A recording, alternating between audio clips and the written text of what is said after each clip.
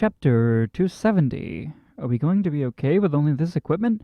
After the second conference with the Divine Word religion was completed, the days became so hectic that it made one feel dizzy. That's because the 10th Army that the Demon King forced onto me hasn't been managed properly. While the name has always been the 10th Army, in essence it was the private army of a regional lord, so naturally there was pretty much nothing there. Thus, it wasn't any different to a newly established army. While it's true that the capable people had already been headhunted by the other armies, the members were almost entirely new recruits anyway, a bunch of greenhorn soldiers who had only just graduated from the academy. Furthermore, since all the talented ones had been headhunted by other armies, what was gathered was just a lackluster punch. And furthermore, because of the other armies doing headhunting and so on, they had no real achievements either. Basically, I'd been foisted with just the rejects. Having to turn the slot into a proper army really seems like some kind of bad joke. Therefore, I had to take these rotten soldiers and go to work on raising them up into war-loving combat maniacs. In the reckless early days during camping at a training ground, there was an idiot who tried to sneak a visit to my bedroom, but after my sincere persuasion, he had a change of heart. Nowadays, he had become a proper and obedient soldier. It's just your imagination that his eyes look like that of a dead fish. There wasn't anyone who tried to sneak into Femina-chan's bedroom, you ask? Take a guess. That girl is a weak presence. As the deputy commander, she should be at least as busy as me, but for some reason the soldiers don't remember her face. The poor girl. Or rather, how the heck does Femina-chan have a weaker presence than me when I'm using perception inhibition magic? In practice, if Femina-chan hadn't been here, this army wouldn't be functional, you know? She's making great efforts in many areas, such as office work, training soldiers, and replenishing supplies, though. Yet despite that, why can't the soldiers remember her face? It's one of the 7 wonders of the 10th Army. Incidentally, another one of those 7 wonders is a figure of me sleeping for some reason, but I mustn't mind it. After about a year of this and that with the army being busy here and there, I didn't have the spare time to be involved with anything else. I've left dealing with the elves to Argnar, left dealing with the Divine Word religion to the Demon King, and so on. Well, it's not like I need to do anything and everything by myself anyway, and both Argnar and the Demon King are capable, so I'm not anxious. And not that the Demon King is actually doing much, though. For exchanges with the Divine Word religion, since the attack on the elf village hasn't actually started yet, there's not much to do anyway.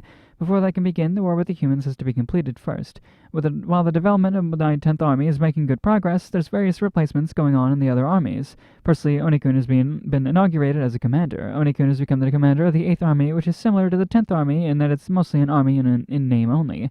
However, unlike mine, it has proper personnel. The feudal lords who had a relationship with the elves were dealt with, and the soldiers that controlled were pulled together to form the 8th Army. Of course, Argnar was involved in the elimination of the feudal lords with relationships with the elves, but so that the elves would not realize it was made so that Onikun was the one who officially did it. Using that great achievement, he became a commander amongst all the fanfare. He got ahead in life faster than Mera.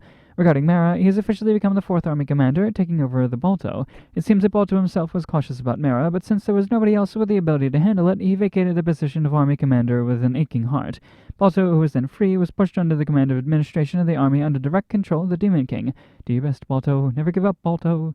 Then there's Kuro, who was entrusted with the 9th Army. To be blunt, though, the 9th Army is Kuro's private army. Yep, with drakes and dragons. Maybe it was the administrator privileges, or maybe I just didn't know that they could do it originally, but the personnel of the 9th Army are made up of drakes and dragons transformed into people.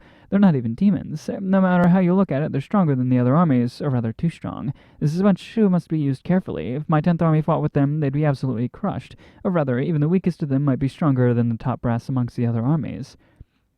The 1st to 3rd armies are armies of proper demons. The head of the 4th Army might be a vampire, but apart from him, they're a normal demon army. The 4th to 7th are also normal. The abnormal ones and the 8th are the 8th and above. Well, I guess with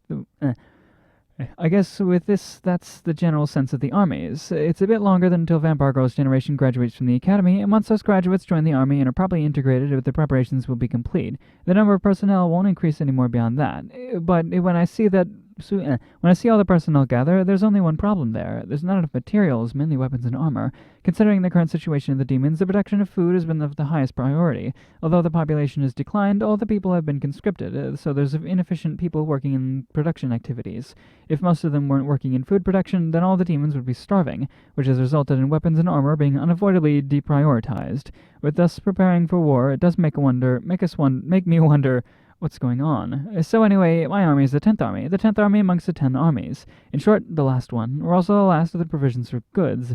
Thus, we have nothing decent. While Agnar is able to deploy his 1st Army with fine armors and swords, we're getting nothing but second-hand goods or inferior goods. While Femina-chan has been trying to arrange supply of something decent, no matter how excellent she is, she's just still an inexperienced little young girl. She's no match against the top brass. Even when I went to Balto personally to object, I was refused, with him saying that they can't provide that what doesn't exist. Since Balto is running around with heavy bags under his eyes, that likely indicates that it's impossible. I guess it can't be helped, but I'm asking for too much.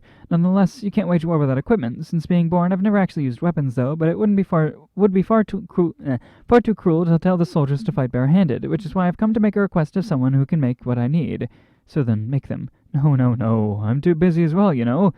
To refuse my request, Oni-kun, you've become considerably self-important, haven't you? As you might have guessed, the one I'm making a request to is Oni-kun. With his unique skill, Oni-kun is able to refine magic swords. Because it consumes MP, it's not like he can create them limitlessly, but it's wonderful to be able to create without raw materials. I don't need him to create anything fancy, I just want him to at least create some proper swords. It would be great if I could even just headhunt the 8th Army personnel for the 10th Army, you know? In exchange, I could even give my carefully made underwear increased defense to the 8th Army, you know?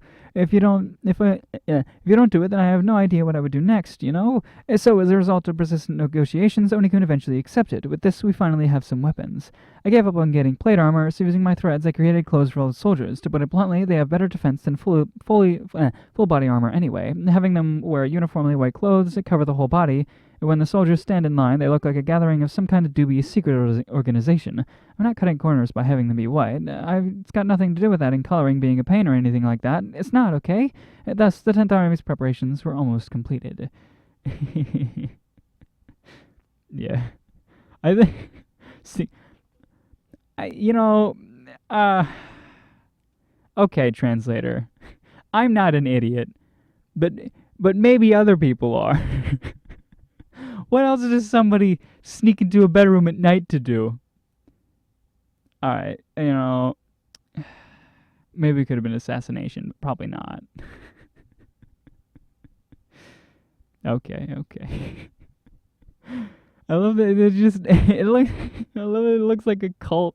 Her army all dressed up in the same white clothes with like probably identical swords as well, because Oniga's not gonna be fucking creative with that shit. He's just gonna use up a little bit of mana and just shit out a bunch of regular swords, probably.